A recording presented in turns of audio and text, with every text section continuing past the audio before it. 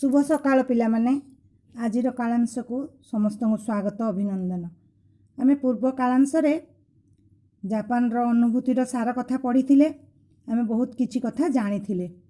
ताहले आमे पूर्व कालांश रे जानी थिले जापान देशर वर्ज्य वस्तु गुड़िक केउं रंगर डस्टबिन ने पकई थांती आउ ताहा किपरि से माने व्यवहार करथांती। ताहले चलो आज आउ किछि जानिबा। दैनंदिन जीवनर आवर्जना को कमाइबा पई जिनिस फोपाड़िबा पूर्वरु सेमाने ताको किपरि व्यवहार करिथांती सेमाने चिंता करिथांती। सेमानंकर विभिन्न प्रकार डस्टबिन थाए। केउं डस्टबिन रे केउं जिनिस पकाइबे ताहा सेमाने चिंता करिथांती। तेणु तांकर आवर्जना व्यवहार हेई पारि थाए। सेमाने पॉलिथिन रे जिनिस आनिबा को पसंद करंती नाही, बैग व्यवहार करिथांती। दुकान को गले से माने निज निज घर बैग नहीं कि जाई थांती। से माने पुनःचक्रण पद्धति रे वर्ज्य वस्तु बहुत व्यवहार्य पदार्थ तैयारी करथांती। जेपरि कि यथा विभिन्न प्रकार कार्टून आउ विभिन्न प्रकार खेलना छोट पिला मानक ठारू नेई बड़ लोकंग पई व्यवहार हेउथुआ विभिन्न प्रकार जिनिस से माने तैयारी करथांती। विभिन्न प्रकार खेलना एवं ट्रे पोशाक बोतल यही सब भली से बहुत प्रकार जिनिस से माने पुनःचक्रण पद्धति रे तैयारी करि पारथांती, जहा द्वारा कि आवर्जना कम होई थाए आ परिवेश सेमानंकर परिष्कार रही थाए।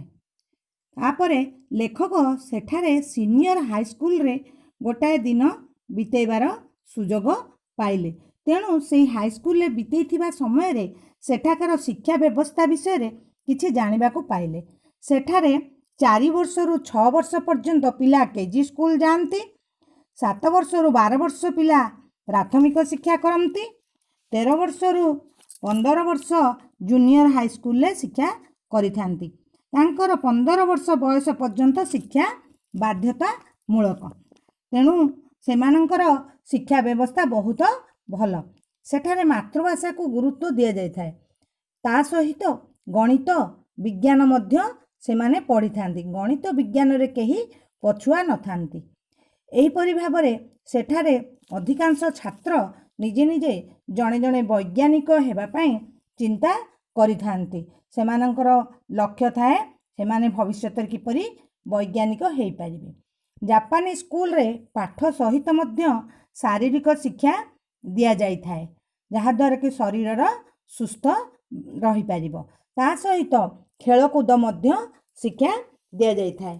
खेलकूद द्वारा जापानी माने भी पछुआ न थांती। सेठाकर छात्र छात्री माने मिलीमिशी समस्त प्रकार कार्य करिथांती। एपरि कि श्रेणी गृह सफा करिथांती एवं शौचालय मध्य सफा करिथांती। सेठारे निजर प्रकोष्ठ गुरुजींकर प्रकोष्ठ को मध्य सेमाने सफा करिथांती। सेठारे आ गोटे कथा हला श्रृंखलार प्रथम निदर्शन होची समयानुवर्तिता। गोटे मिनिट विलंब को सेमाने पसंद करती नाही।